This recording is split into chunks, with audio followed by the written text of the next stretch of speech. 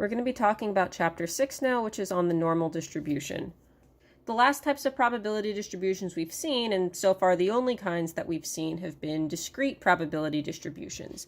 But the normal distribution is a continuous probability distribution. The other thing about the normal distribution is that the graph of its probability distribution is always a particular type of bell-shaped curve. Now that type of graph is going to be called a normal curve. And normal curves can have a couple of different shapes to them. So, sometimes they could be more narrow and centered like this. They could be a little bit more spread out. They could be really skinny over here. They could look, something like this, something like this. These are all different examples of normal curves. What determines the shape they have is going to be what the mean of the probability distribution is and what the standard deviation is. One like this is going to have a smaller standard deviation because everything's grouped closer together, and one like this is going to have a larger standard deviation because everything is more spread out. The first place we actually started to see this normal curve shape come up is if you go back to the video on early gambling experiments.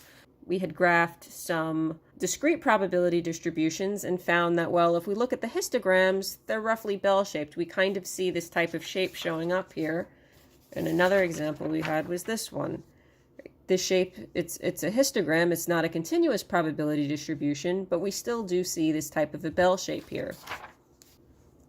These shapes will show up in a lot of places in real life, and they show up, in fact, so often that that's why they ended up deciding to call this distribution the normal distribution, because it shows up so often that, it's considered normal.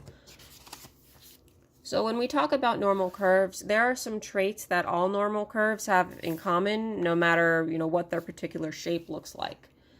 So some things that normal curves always have in common is they always have this type of a bell shape. It can be grouped closer together, it can be more spread out, but it'll always be roughly bell-shaped. The second thing is that all of them are symmetrical. And they're always symmetrical about the mean. So right here in the center of our curve is going to be whatever the mean of the probability distribution is.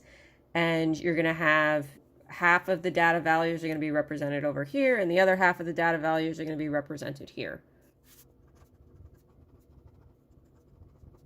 Now the next fact that all of these guys have in common is that the total area under the curve is always going to be 1.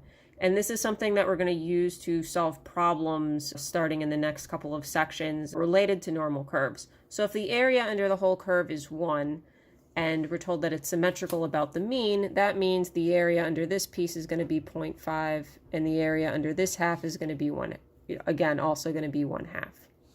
We can also interpret the total area under the curve as being 1, as also 100% of data is represented underneath the curve.